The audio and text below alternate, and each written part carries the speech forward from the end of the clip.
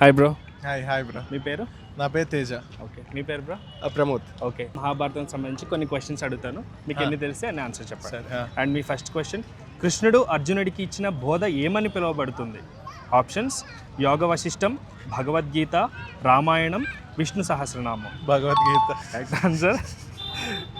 కౌరవులు ఎంతమంది? Options: 50, 75, 100 and 150. చెప్తాను. 100 కరెక్ట్ ఆన్సర్. కురుక్షేత్ర యుద్ధంలో చివరి రోజు ఎవరు చనిపోలేదు?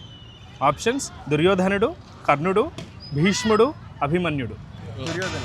భీష్ముడు. భీష్ముడు కరెక్ట్ ఆన్సర్. పాండవులు అజ్ఞాతవాసంలో ఎక్కడ గడిపారు?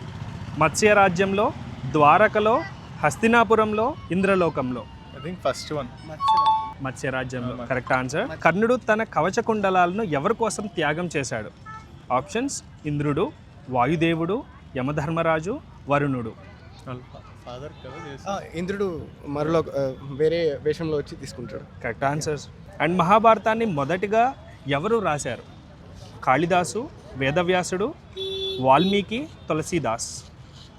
అంటే రాసింది గణేశుడు కదా. చెప్పింది వ్యాస బట్ రాసింది వేదవ్యాసుడు.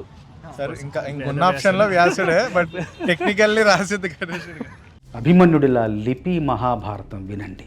కృష్ణుడి ఆదేశంతో విజయం సాధించిన అర్జునుడిలా అందరూ విజయం సాధించండి.